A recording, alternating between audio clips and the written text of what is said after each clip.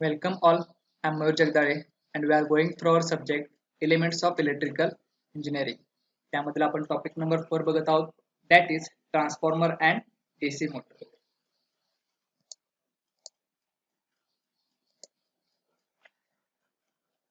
ठीक आहे, आज आपण ट्रान्सफॉर्मर रिलेटेड काही कन्सेप्ट बघणार आहोत. ठीक आहे, तो पहिले आहे ट्रान्सफॉर्मरची इफिशियन्सी आणि ट्रान्सफॉर्मरचं रेग्युलेशन. ठीक आहे, the efficiency of transformer is defined as the ratio of output power to the input power. ठीक आहे, आपण ट्रान्सफॉर्मरची एफिशियन्सी कशी फाइंड आउट करणार. जर तुम्ही आउटपुट पॉवर जी काय आहे, ट्रान्सफॉर्मरची जी काही आउटपुट आहे ते डिवाइडेड बाय इनपुट केला तर तुम्हाला काय मिळेल, ट्रान्सफॉर्मरची टोटल इफिशियन्सी मिळेल.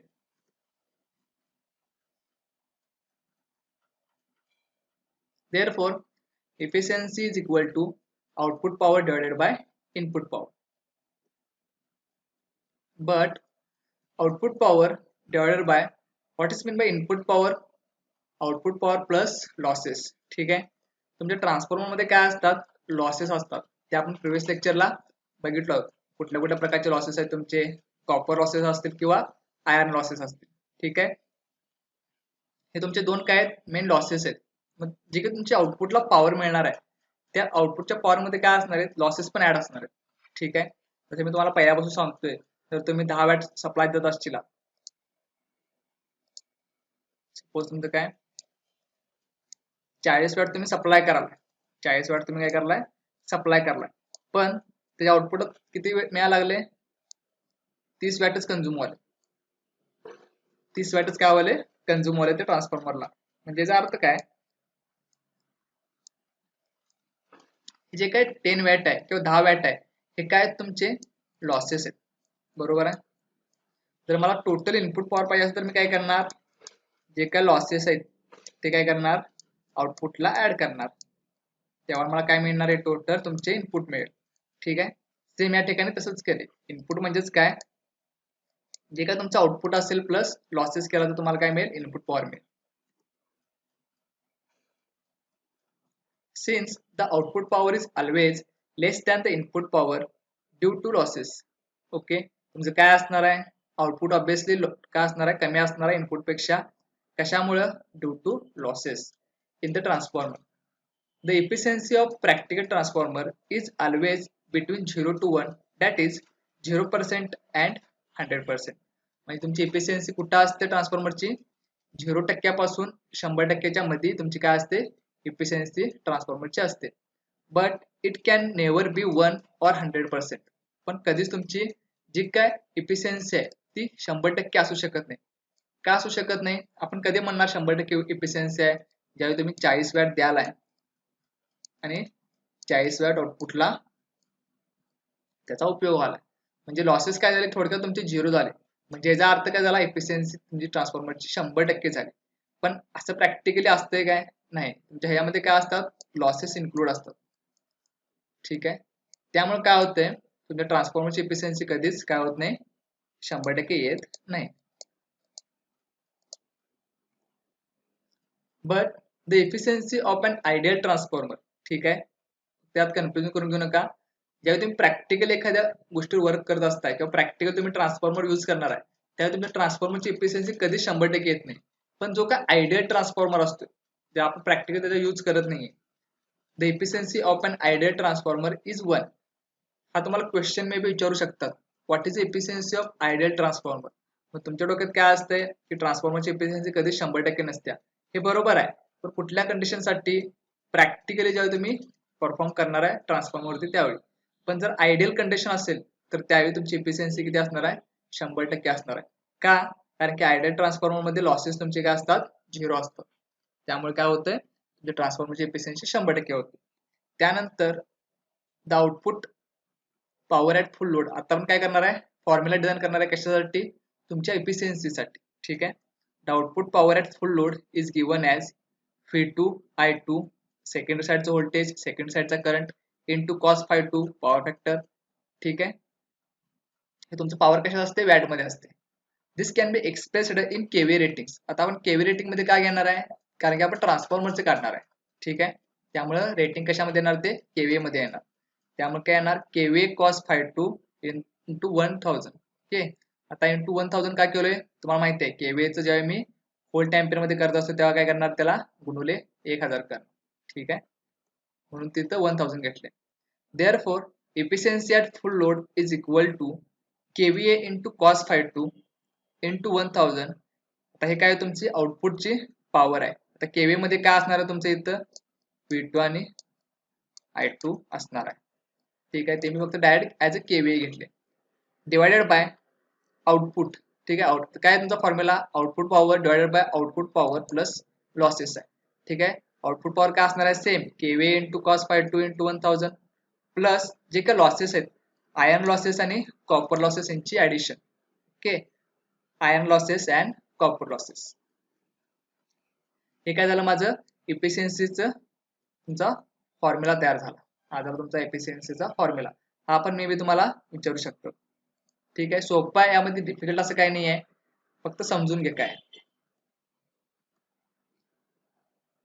Condition for maximum efficiency. आता इफिशियन्सी माझी मॅक्झिमम कधी असणार आहे किंवा सगळ्यात जास्त इफिशियन्सी माझी कधी असणार आहे किंवा 100% कधी असणार आहे ज्यावेळी म्हणजे कॉपर लॉसेस काय असतील आणि iron losses is equal to असतील. म्हणजेच काय iron losses is equal to copper losses, म्हणजे दोन्ही समान ज्या वेळेला असतील त्यावेळी तुमची इफिशियन्सी कशी असणार आहे मॅक्झिमम असणार आहे. हा प्रश्न पण तुम्हाला विचारू शकतात. What is condition for maximum efficiency. Option मध्ये काय असलं पाहिजे आन्सर तुमचं PI is equal to PCU, म्हणजेच काय iron losses is equal to copper losses.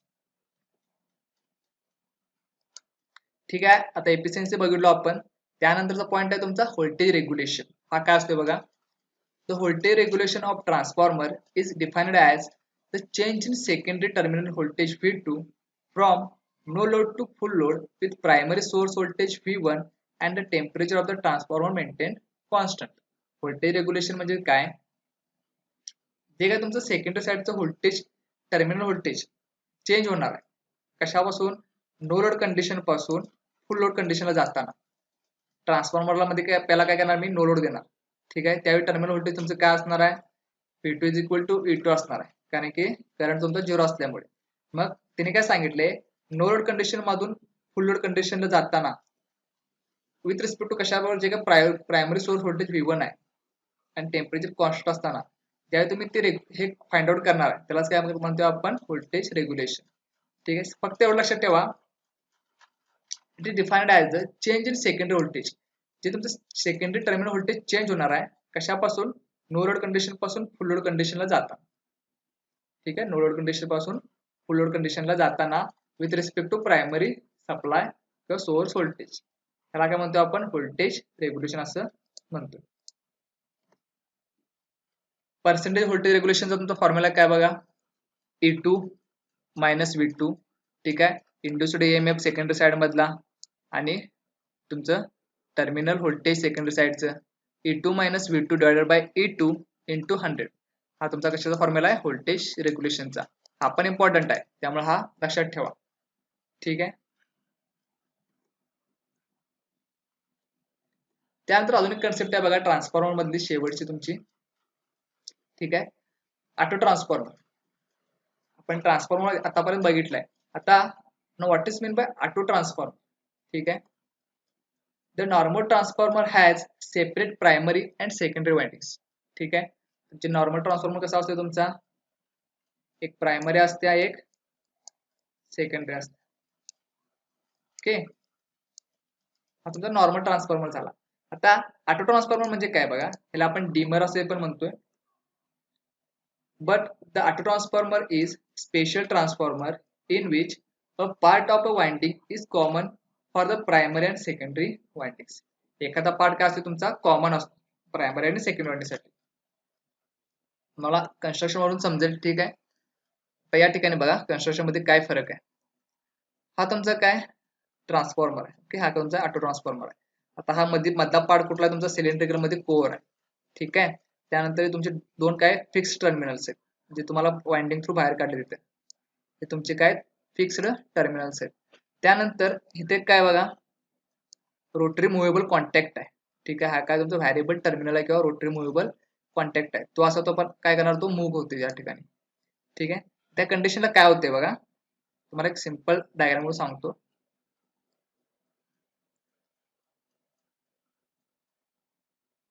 What is auto transformer. ठीक आहे, इथे जी डायग्राम आहे तीच इथे मी ड्रॉ केल्या. हे तुमचे दोन जे फिक्स टर्मिनल्स आहेत ते हे आहे, हा एक आणि हा एक. ठीक आहे, इथून तुम्ही सप्लाय देणार. ओके, सपोज ही माझी प्रायमरी आहे, ही माझी सेकंडरी आहे. ठीक आहे, त्या ठिकाणी तुम्हाला काय दिसतोय, हा मुव्हेबल कॉन्टॅक्ट आहे. हा काय तुमचा मुव्हेबल कॉन्टॅक्ट आहे. ह्याचा अर्थ काय, हे नंबर ऑफ टर्न्स सिलेक्ट करणार. नंबर ऑफ टर्न्स काय करणार इथं सिलेक्ट करणार. ठीक आहे, आता सपोज हा इथं मिड स्टेजला आहे, हा इथं काय मिड स्टेजला आहे. तुमचं डायग्राम कन्स्ट्रक्शन कसं असतंय, असं असतं. ओके, आता बघा काय होणार, सपोज तुम्ही इथून काय दिला सप्लाय दिलाय. ठीक आहे, आता ह्या टोटल वाइंडिंग मधला फक्त हाफ पार्ट काय कनेक्टेड आहे बघा, फक्त हाफ पार्ट काय सेकंडरीला कनेक्टेड आहे, कारण की पॉइंटर तुमचा इथं आहे ना. त्यामुळे काय होणार आहे, प्रायमरी साईडला जे काय व्होल्टेज असेल, सपोज मला प्रायमरी साईडला व्होल्टेज किती आहे 200 व्होल्ट आहे, त्याच्या हाफ व्होल्ट तुम्हाला इथे मिळणार, म्हणजे किती मिळणार 100 व्होल्ट मिळणार. हे समजते का बघा. आता कशामुळे झालं, कारण की हाफ पार्टलाच माझं काय येतं, जो काय रोटरी मुवमेंट आहे तुमचं त्या हाफ पार्टला कनेक्ट केलेलं आहे, त्यामुळे वाइंडिंग काय तुमचे निम्मच आहेत. आणि निम्म वाइंडिंग असल्यामुळे काय होणार तुमचं, जो काय ईएमएफ प्रोड्यूस होणार तो पण हाफच होणार. ठीक आहे, तर ऑटो ट्रान्सफॉर्मरचा यूज कसा असतो बघा. ठीक आहे, तुम्हाला आता समजलं असेल कसं होते. त्याचा मुव्हेबल कॉन्टॅक्ट आहे, तो माझा इथून स्टार्ट होतोय आणि इथं एंड होतोय. ठीक आहे, यामध्ये तुमचं कुठलंही व्होल्टेज असू शकते. तुम्हाला म्हणजे जसं व्होल्टेज सेकंडरीला हवा आहे, तुम्ही सपोज 240 दिला आणि सेकंडरी तुम्हाला काय 0 पासून 240 पर्यंत मला एखादं कुठलं तरी व्होल्टेज पाहिजे. ठीक आहे, सपोज मला 40 व्होल्ट पाहिजे तर मी ते इथे घेणार, 240 व्होल्ट पाहिजे तर मी ते इथे करणार. म्हणजेच काय, ऑटो ट्रान्सफॉर्मरचा यूज काय, तुम्हाला व्हॅरिएबल व्होल्टेज मिळते. व्हॅरिएबल काय मिळते, व्होल्टेज मिळते आउटपुट साईडला. हा तुमचा काय डिफरन्स आहे ऑटो ट्रान्सफॉर्मर आणि तुमच्या ट्रान्सफॉर्मर मध्ये. ठीक आहे, आय होप तुम्हाला हे समजलं असेल ऑटो ट्रान्सफॉर्मर काय असतोय. It consist only one winding bound on laminated core. ठीक आहे, with a rotary movable contact. Thus, from the auto transformer, three terminals are brought out for connection. ठीक आहे, हे दोन कनेक्शन आणि तुमचे किंवा इतर असू द्या, एक कनेक्शन हे दुसरं कनेक्शन आणि तुमचं तिसरं मुव्हेबल कनेक्शन. ठीक आहे, the auto transformer can operate as a step up transformer और स्टेप डाउन ट्रान्सफॉर्मर. ठीक आहे, तुम्ही कसंही वापरू शकता, ऍट अ टाइम तुम्ही वापरू शकता स्टेप अप आणि स्टेप डाऊनची प्रोसिजर. ठीक आहे, ते काय आपण बघूया. Auto transformer as a step down transformer. ठीक आहे, सर्किट डायग्राम तुम्हाला स्टेप डाऊनची या ठिकाणी आहे बघा.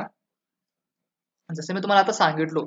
ठीक आहे, सपोज तुम्ही इथून सप्लाय दिलाय, किती आहे माझा हा 200 व्होल्ट सप्लाय. ओके, तो या ठिकाणी आला.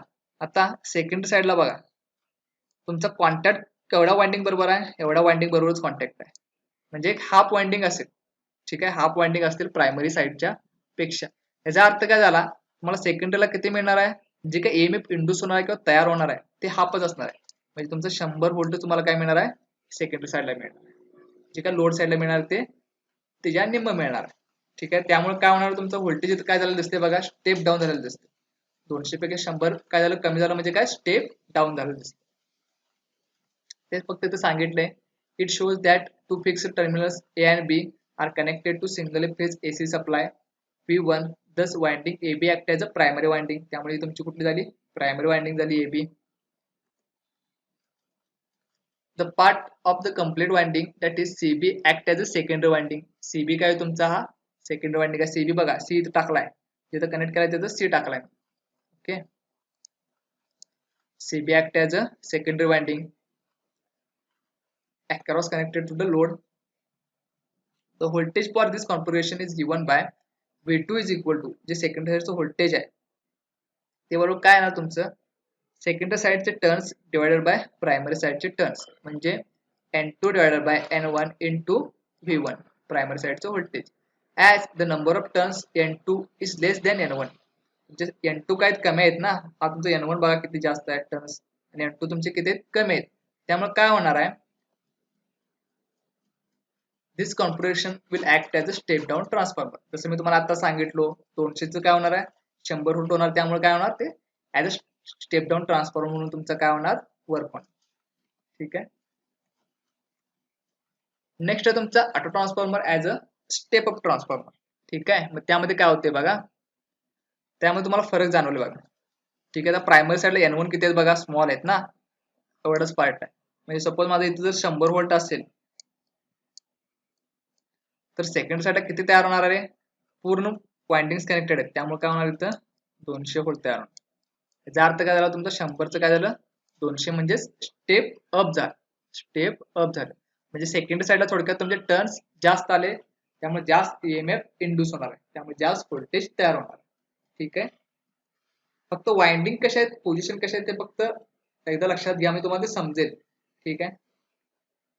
Note that the part of CP of the complete winding act as a primary winding. जो तुमचा C आणि B आहे, primary winding आहे. The AC input voltage V1 is applied between terminals C and B. ठीक आहे, इथे तुम्ही voltage apply केला आहे या ठिकाणी.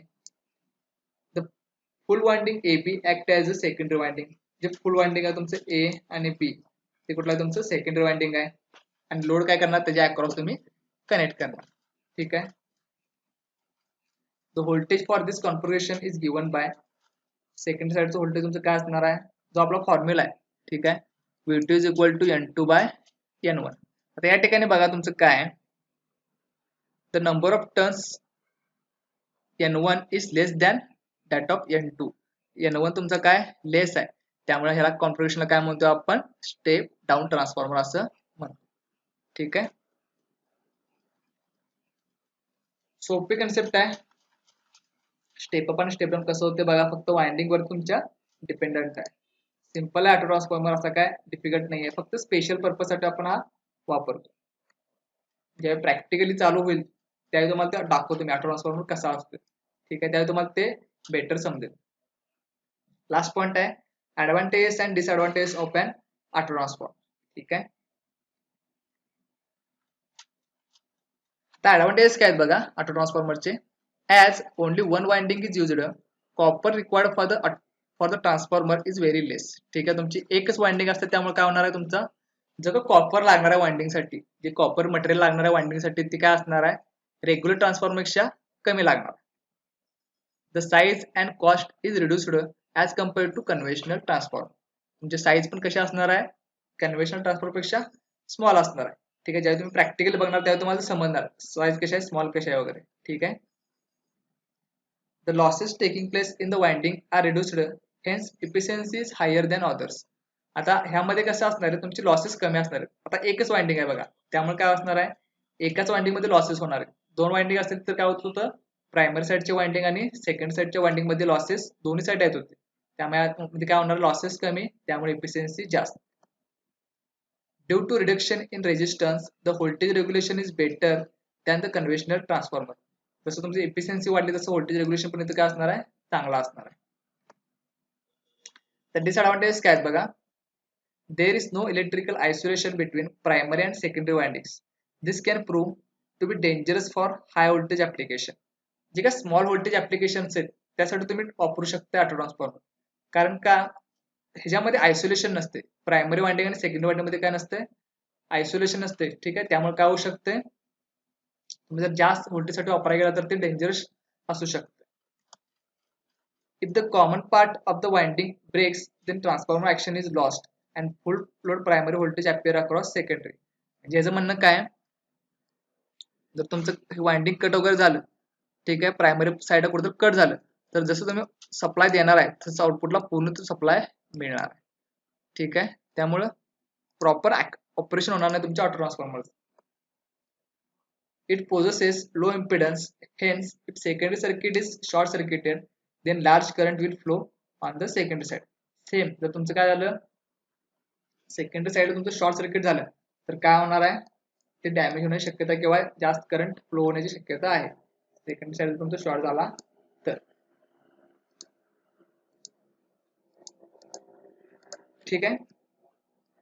इथं आपला ट्रान्सफॉर्मरचा जो काय पार्ट आहे, जो आपला चॅप्टर आहे ट्रान्सफॉर्मर अँड डीसी मोटर्स, त्यामध्ये ट्रान्सफॉर्मरचा पार्ट सगळा संपलेला आहे. ठीक आहे. पायथन लेक्चर्स व्यवस्थित करा. ट्रान्सफॉर्मर खूप महत्वाचा आहे. यावरती भरपूर क्वेश्चन्स आहेत. जर तुम्ही बघितला ते एमसीक्यू पण भरपूर आहेत. तुमचे हे जे पण रायटरचे भरपूर क्वेश्चन्स आहेत. त्यामुळे ट्रान्सफॉर्मर पार्ट काय करा, व्यवस्थित करा. ठीक आहे. ह्याच्यानंतर आपण डीसी मोटरचा पार्ट बघणार आहोत नेक्स्ट लेक्चर पासून. ठीक आहे. थँक्यू.